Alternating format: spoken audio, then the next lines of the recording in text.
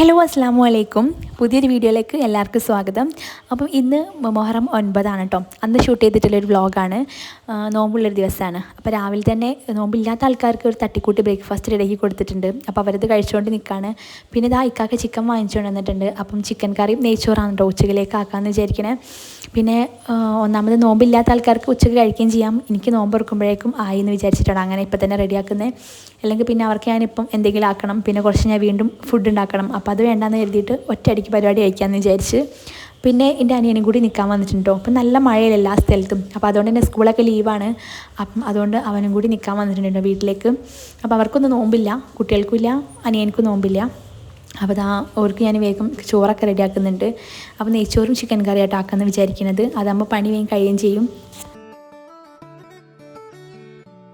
പിന്നെ കറിയിലേക്കുള്ള പച്ചക്കറികളെല്ലാം ഞാനിവിടെ ക്ലീൻ ചെയ്ത് വെച്ചിട്ടുണ്ട് കേട്ടോ. ഇനി ഇതൊന്നും എല്ലാം കഴുകിയെടുത്തിട്ടൊന്ന് അരിഞ്ഞെടുത്താൽ മാത്രം മതി. അപ്പം ക്ലീൻ ചെയ്യുമ്പോൾ ഞാൻ എല്ലാം കൂടി ഒപ്പരം ക്ലീൻ ചെയ്തെടുക്കും. അതാകുമ്പോൾ വേസ്റ്റൊക്കെ മൊത്തത്തിൽ അങ്ങ് ഒപ്പരം കളയാലോ, അങ്ങനെ കരുതിയിട്ടോ. ഇനിയിപ്പോൾ അത് മൊത്തം ഒന്ന് കട്ട് ചെയ്തെടുക്കണം. അപ്പോൾ ടൈം ഉണ്ടെങ്കിൽ ഞാൻ എല്ലാ പച്ചക്കറികളും കുറച്ച് നേരം ഒന്ന് വെള്ളത്തിലിട്ട് വെക്കും കേട്ടോ. അതിന് ശേഷമായിട്ടോ കട്ട് ചെയ്യലുള്ളത്. അപ്പം ഞാൻ ആ ടൈം കൊണ്ട് വേഗം ചോറാക്കാമെന്ന് കരുതി. അപ്പോൾ ഇതാ ഒരു പാത്രം വെച്ചിട്ടുണ്ട്. അതിലേക്ക് കുറച്ച് ഓയിലും കുറച്ച് നല്ല നെയ്യും കൂടി ഇട്ട് കൊടുത്തിട്ടുണ്ട് കേട്ടോ. പിന്നെ ക്യാരറ്റും ഉള്ളിയും പിന്നെ സ്പൈസസും ഓൾ സ്പൈസസും കൂടി ഇട്ട് കൊടുത്തിട്ടുണ്ട്. അങ്ങനെ ഇതെല്ലാം കൂടെ ഒന്ന് ജസ്റ്റ് ഒന്ന് വാട്ടിയെടുക്കാം കേട്ടോ. ജസ്റ്റ് കുക്കാവാനൊന്നും നിൽക്കണ്ട, ജസ്റ്റ് ഒന്ന് കളറൊക്കെ ഒന്ന് മാറി വരുന്ന ടൈമിൽ നമുക്കതിലേക്ക് വെള്ളം ചേർത്ത് കൊടുക്കാം. അപ്പം ഞാനിപ്പം 1 കപ്പ് അരിക്ക് 2 കപ്പ് ഒന്ന് മെഷർമെൻറ്റിലാട്ടോ വെള്ളം എടുത്തിട്ടുള്ള. എല്ലാവർക്കും അറിയാലോ നെയ്ച്ചോറ് വെക്കുന്ന ഒരു മെത്തേഡ്. പിന്നെ ഓരോ അരിൻ്റെ വേവ് അനുസരിച്ചിട്ട് നമ്മൾ വെള്ളം കൂട്ടുകയും കുറയ്ക്കുകയും ചെയ്യണം. ചില അരി പെട്ടെന്ന് വെന്ത് കിട്ടും. അപ്പോൾ ആ അരിക്ക് 1 കപ്പിന് 2 കപ്പ് വെള്ളം എന്നുള്ള മെഷർമെൻറ്റിൽ എടുത്തിട്ടുണ്ടെങ്കിൽ ചിലപ്പോൾ ചോറ് കഞ്ഞിയായി പോവും. അപ്പം അത് നോക്കിയിട്ടെടുക്കാം കേട്ടോ. അരിയുടെ ഒരു വേവ് അനുസരിച്ചിട്ട് നോക്കിയിട്ടെടുക്കാം. അപ്പോൾ ഏകദേശം വെള്ളം തിളയ്ക്കാനായപ്പോഴേക്കും ഞാൻ അരി ഒന്ന് കഴുകിയെടുക്കുന്നുണ്ട് കേട്ടോ. പിന്നെ ചില ആൾക്കാർ നെയ്ച്ചോറ് വെക്കുമ്പം വിനാഗിരി അല്ലെങ്കിൽ നാരങ്ങ ഒക്കെ ചേർത്ത് കൊടുക്കും കേട്ടോ. ചെറുനാരങ്ങയുടെ നീരൊക്കെ ചേർത്ത് കൊടുക്കും. അത് റൈസ് തമ്മിൽ ഒട്ടിപ്പിടിക്കാതിരിക്കാനാട്ടോ. അപ്പോൾ ഉണ്ടെങ്കിൽ ചേർത്ത് കൊടുക്കാം. ഞാൻ അങ്ങനെ ചേർക്കലില്ല, പക്ഷേ എനിക്കല്ലാതെ തന്നെ ചോറ് നല്ല വിട്ട് കിട്ടലുണ്ട് കേട്ടോ. അപ്പം ബിഗിനേഴ്സൊക്കെ ആണെങ്കിൽ ഒന്ന് ചേർത്ത് കൊടുക്കണം, നല്ലതായിരിക്കും. കാരണം നമുക്ക് കറക്റ്റ് പെർഫെക്റ്റ് ആയിട്ട് കിട്ടും. പിന്നെ നെയ്ച്ചോറ് വെക്കുമ്പോൾ എപ്പോഴും സിമ്മിലിട്ടിട്ട് വെക്കാം കേട്ടോ. ഒരുപാട് ഹൈ ഫ്ലെയിമിലിട്ടിട്ട് ആക്കരുത്. അപ്പോഴേക്കും ചിലപ്പം അരി വേവത്തുമില്ല, അതിലുള്ള വെള്ളം ഒക്കെ വറ്റിപ്പോവുകയും ചെയ്യും. അപ്പം നമ്മൾ സിമ്മിലിട്ടിട്ട് വേണം വേവിച്ചെടുക്കാനായിട്ട്. പിന്നെ ചോറാവുന്ന സമയം കൊണ്ട് തന്നെ ഞാൻ ഈ വെജിറ്റബിൾസൊക്കെ വേഗം കട്ട് ചെയ്തെടുക്കാൻ കരുതിയിട്ട് അപ്പുറത്തെ ഗ്യാസിൽ എനിക്ക് വേഗം കറിയും കൂടി വെക്കാമല്ലോ. അപ്പം ഞാൻ ചില സമയത്ത് ഞാൻ എല്ലാ വെജിറ്റബിൾസും എല്ലാം കട്ട് ചെയ്ത് പാകാക്കി വെച്ചതിന് ശേഷം കറി വെക്കാൻ നിൽക്കാം. പിന്നെ ഒട്ടും ടൈമില്ലെങ്കിൽ മാത്രം ഉള്ളി ഇഞ്ചി വെളുത്തുള്ളിയൊക്കെ ആദ്യം ഒന്ന് ചതച്ചിട്ടും അരിഞ്ഞിട്ടും എടുക്കും. എന്നിട്ട് അതൊന്ന് വഴറ്റാനിട്ടതിന് ശേഷം മാത്രം കേട്ടോ. പിന്നെ തക്കാളിയും ഉരുളക്കിഴങ്ങൊക്കെ അരിയാൻ വേണ്ടി നിൽക്കാം. അപ്പോഴേക്കും അത് അരിഞ്ഞ് കഴിയുമ്പോഴേക്കും ഏകദേശം ഒന്ന് ഇവിടെ കിടന്ന് സെറ്റ് ആവല്ലോ. അപ്പോൾ ഇന്നിപ്പോൾ ഞാൻ അങ്ങനെയാട്ടോ ചെയ്യണത്. ഇന്ന് കുറച്ച് സമയം കുറവേനു.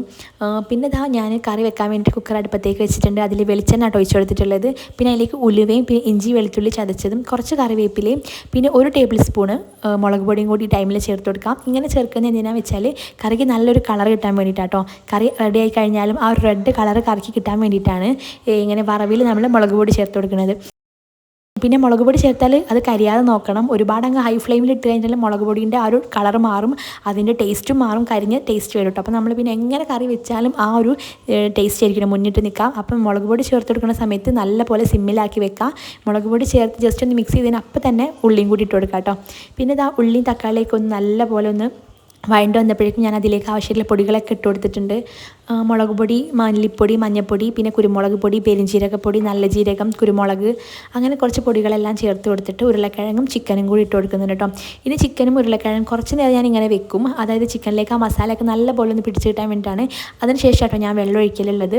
പിന്നെ ആ സമയം കൊണ്ട് തന്നെ ഞാൻ ചിക്കനൊക്കെ ഒന്ന് മസാല തേച്ച് വെച്ചിട്ടുണ്ട്. പിന്നെ പപ്പടം കൂടി വേഗം പൊരിച്ചെടുക്കുന്നുണ്ട് കേട്ടോ. ഇനിയിപ്പം ആ പപ്പടം പൊരിച്ച എണ്ണയിലേക്ക് തന്നെ വേഗം ഞാൻ ചിക്കനും കൂടി ഇട്ടിട്ട് ഒന്ന് പൊരിച്ചെടുക്കുന്നുണ്ട്.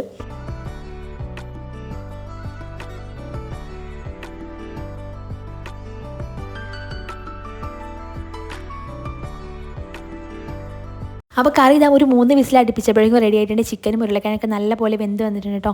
ഞാൻ പിന്നെ കറി ആയതിനു ശേഷമാണ് അതിലേക്ക് മല്ലിയിലയും പുതിനയിലയും ഇട്ട് കൊടുക്കുക. അത്യാവശ്യം കുറച്ചധികം തന്നെ ഇട്ട് കൊടുക്കും. എനിക്ക് അതിൻ്റെ ഒരു ഫ്ലേവർ മുന്നിട്ട് നിൽക്കുന്നത് ഭയങ്കര ഇഷ്ടമാണ് കേട്ടോ. പിന്നെ കറിക്ക് നല്ലൊരു തിക്നെസ് കിട്ടാൻ വേണ്ടിയിട്ട് കുറച്ച് ഉരുളക്കിഴങ്ങ് എടുത്തിട്ട് ഉടച്ചിട്ട് ഇതുപോലെ ഇട്ട് കൊടുക്കുന്നുണ്ട്. അപ്പോൾ കറി നമ്മൾ ഇനി കഴിക്കാൻ വേണ്ടി എടുക്കുന്ന ടൈം ആകുമ്പോഴേക്കും നല്ല പോലെ കുറുകി നല്ല സെറ്റായി വരും കേട്ടോ കറി കേട്ടോ. പിന്നെ ഇതാ വൈകുന്നേരം ആയപ്പോഴേക്കും ഞാൻ ചായക്ക് വെള്ളം വെച്ചിട്ടുണ്ട്. നോമ്പ് തുറക്കാനായിട്ടുണ്ട്, ഏകദേശം ഒരു 6 മണിയൊക്കെ ആയിട്ടുണ്ട്. അപ്പോൾ ഞാൻ സ്നാക്കിന് പഴംപൊരി ആക്കാമെന്നായിട്ട് വിചാരിക്കുന്നത്. അങ്ങനെ പഴമൊക്കെ കട്ട് ചെയ്തെടുക്കുന്നുണ്ട്. അപ്പോൾ നല്ല പഴുത്ത പഴമാണ്, അപ്പോൾ അതുകൊണ്ട് തന്നെ ആക്കി കഴിഞ്ഞാൽ നല്ല ടേസ്റ്റ് ഉണ്ടാവും. പിന്നെ പഴംപൊരി ഉണ്ടാക്കുമ്പോൾ നല്ല പെർഫെക്റ്റ് ആയിട്ട് നമ്മൾ ഹോട്ടലിൽ നിന്നൊക്കെ വാങ്ങിക്കുന്ന ആ രീതിയിൽ കിട്ടാൻ വേണ്ടിയിട്ടാണ് ഒരു ടിപ്പ് പറഞ്ഞുതരാം കേട്ടോ. അപ്പോൾ പഴം നമുക്ക് ഇഷ്ടമുള്ള രീതിയിൽ കട്ട് ചെയ്തെടുക്കാം. ഇനിയിപ്പോൾ റൗണ്ട് ഷേപ്പിലാണോ എങ്ങനെയാണ് നമ്മുടെ ഇഷ്ടമുള്ള രീതിയിൽ നമുക്ക് കട്ട് ചെയ്തെടുക്കാം. അതൊന്നും കുഴപ്പമില്ല. അതും നമ്മുടെ ടേസ്റ്റിനെ സംബന്ധിച്ചൊരു ഘടകമേ അല്ല. പിന്നെ കുറച്ച് തിന്നായിട്ട് കട്ട് ചെയ്യാൻ വേണ്ടി നോക്കാം. ഒരുപാട് കട്ടിയിൽ അരിഞ്ഞെടുക്കരുത്. പിന്നെ പഴം എടുക്കുമ്പോൾ നല്ല പഴുത്ത പഴം എടുക്കാൻ നോക്കാറുണ്ട്. നല്ല പഴുത്ത പഴമാകുമ്പോൾ നമ്മൾ പഴംപൊരി ഉണ്ടാക്കി നല്ല ടേസ്റ്റ് ഉണ്ടാവും. ഇനി പച്ച പഴം കൊണ്ടാണ് ആക്കണതെങ്കിൽ നമ്മൾ എങ്ങനെ ഉണ്ടാക്കിയാലും വലിയ ടേസ്റ്റ് ഒന്നും ഉണ്ടാവില്ല കേട്ടോ. അപ്പോൾ ഞാൻ ഇതുപോലെ അരിഞ്ഞെടുത്തിട്ടുണ്ട്. ഇനിയിപ്പോൾ ഞാനൊരു ബൗളെടുത്തിട്ട് അതിലേക്കൊരു കുറച്ച് മൈദ, ഈ ഒരു പഴത്തിലേക്ക് ആവശ്യമുള്ള മൈദ ഇട്ട് കൊടുക്കുക. പിന്നെ കുറച്ച് ഉപ്പ് ഇട്ട് കൊടുക്കുക. പിന്നെ ഒരു 1/2 ടീസ്പൂണോളം മഞ്ഞൾപ്പൊടി, അതുപോലെ തന്നെ ഒരു 1/4 ടീസ്പൂൺ ബേക്കിംഗ് സോഡ, നമ്മുടെ അപ്പക്കാരല്ലേ, അത് ഇട്ട് കൊടുക്കുക. പിന്നെ ആവശ്യത്തിനുള്ള പഞ്ചസാര ഇട്ട് കൊടുക്കാം. അപ്പോൾ ഞാനൊരു 2-3 ടേബിൾ സ്പൂൺ പഞ്ചസാര ഇട്ടിട്ടുണ്ട്. നമ്മുടെ പഴം എത്രത്തോളം മധുരമുണ്ടോ അതിനനുസരിച്ചിട്ട് മാത്രം പൊടിയിൽ പഞ്ചസാര ചേർത്താൽ മതി. നല്ല പഴുത്ത പഴമാണെങ്കിൽ ഒരുപാട് മധുരം ചേർക്കേണ്ട ആവശ്യം ഉണ്ടാവില്ല കേട്ടോ. ഇനി ടിപ്പ് എന്താണെന്ന് ഞാൻ പറഞ്ഞുതരാം. നമ്മൾ ഈ മാവ് കലക്കുന്ന സമയത്ത് അതിലേക്ക് നേരി ചൂടുള്ള വെള്ളം ചേർത്ത് കൊടുക്കുക കേട്ടോ. ഓവർ ചൂടാവാനും പാടില്ല, എന്നാൽ പറ്റ ചൂട് തണയാനും പാടില്ല. അത്യാവശ്യം നമ്മൾ കൈ തൊട്ടാൽ പൊള്ളുന്ന രീതിയിലുള്ളൊരു വെള്ളം ഉണ്ടാവല്ലോ, ആ രീതിയിൽ വെള്ളം ചേർത്ത് കൊടുക്കുക.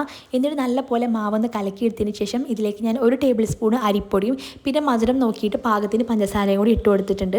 ഇനി നല്ലപോലെ ഒന്ന് മിക്സ് ചെയ്യാം കേട്ടോ. അപ്പോൾ ഈ ഒരു ചൂടുവെള്ളം ചേർക്കുന്നതുകൊണ്ട് തന്നെ നമുക്ക് മാവ് റെസ്റ്റ് ചെയ്യാൻ വെക്കേണ്ട ആവശ്യം ഒന്നുമില്ല. അപ്പം തന്നെ നമുക്ക് പൊരിച്ചെടുക്കാൻ വേണ്ടി പറ്റും കേട്ടോ. ഇനിയിപ്പം ഓയിൽ നല്ലപോലെ ഒന്ന് ചൂടായതിന് ശേഷം മാവിൽ മുക്കിയിട്ട് നമുക്കൊന്ന് പൊരിച്ചെടുക്കാം. ഇതിങ്ങനെ പൊരിക്കുന്ന സമയത്ത് തന്നെ നല്ലപോലെ ഓനെ പൊങ്ങി വരാൻ വേണ്ടി തുടങ്ങും. അപ്പം ഉള്ളിൽ നല്ല സോഫ്റ്റും അതുപോലെ തന്നെ നല്ല ക്രിസ്പി, പുറം നല്ല ക്രിസ്പി ആയിട്ടൊരു പഴംപൊരിയാണ് കേട്ടോ. നല്ല ടേസ്റ്റാണ്. ശരിക്കും ഹോട്ടലിൽ നിന്നൊക്കെ നമ്മൾ വാങ്ങിക്കുന്ന അതുപോലെ തന്നെ ടേസ്റ്റൊക്കെ ഉണ്ടാവും. ഇത് കണ്ടാൽ തന്നെ മനസ്സിലാവും നല്ലപോലെ പൊങ്ങിയൊക്കെ വന്നിട്ടുണ്ട്. അപ്പോൾ നല്ല സോഫ്റ്റുമാണ്, അതുപോലെ തന്നെ നല്ല ക്രിസ്പി ആയിട്ടുള്ള പഴംപൊരി കേട്ടോ. അപ്പോൾ എന്തായാലും ഒന്ന് ഈ രീതിയിലൊന്ന് ട്രൈ ചെയ്ത് നോക്കാം കേട്ടോ. പിന്നെ ബാങ്കൊക്കെ കൊടുത്തതിന് ശേഷം വേഗം നോമ്പൊക്കെ തുറന്ന്, അപ്പോൾ വെള്ളം കാര്യങ്ങളൊന്നും കലക്കിയിട്ടില്ല കേട്ടോ. വെള്ളം, ജ്യൂസ് അങ്ങനത്തെ പരിപാടികളൊന്നും ഇല്ല. കാരണം നല്ല തണുപ്പല്ലേ, അതൊന്നും കുടിക്കാനും തോന്നില്ല. ചൂടുള്ള എന്തെങ്കിലും കുടിക്കാനായിട്ട് തോന്നുന്നത്, അതുകൊണ്ട് ചായ മാത്രം ആക്കിയിട്ടുള്ളൂ. അങ്ങനെ പഴംപൊരിയും ചായയൊക്കെ കുടിച്ച് നോമ്പൊക്കെ തുറന്നു. പഴംപൊരിൻ്റെ ഉള്ളിൽ കണ്ടില്ലേ നല്ല പോലെ മാവും അതുപോലെ തന്നെ പഴം തമ്മിൽ വിട്ട് നിൽക്കുന്നുണ്ട്. അപ്പം മോനും ഇപ്പം ഒറ്റയ്ക്കൊക്കെ എന്തെങ്കിലും കയ്യിൽ ഫുഡ് കൊടുത്താൽ ഒറ്റയ്ക്ക് ഇരുന്ന് കഴിക്കാനൊക്കെ തുടങ്ങിയിട്ടുണ്ട് കേട്ടോ. അപ്പോൾ ഓനക്കും 2 പഴംപൊരി കൈ കൊടുത്തപ്പം ആളത് കഴിക്കുന്നുണ്ട്. അപ്പോൾ ഇത്രയേ ഉള്ളൂ നമ്മുടെ ഇന്നത്തെ ഒരു വീഡിയോ എന്ന് പറഞ്ഞാൽ. അപ്പോൾ ഇഷ്ടപ്പെട്ടിട്ടുണ്ടെങ്കിൽ ലൈക്ക് ചെയ്യാൻ മറക്കരുത്, ചാനൽ സബ്സ്ക്രൈബ് ചെയ്യാൻ മറക്കരുത്. അപ്പോൾ നെക്സ്റ്റ് വീഡിയോയിൽ കാണുന്നവരേക്കും ബൈ, അസ്സലാമു അലൈക്കും.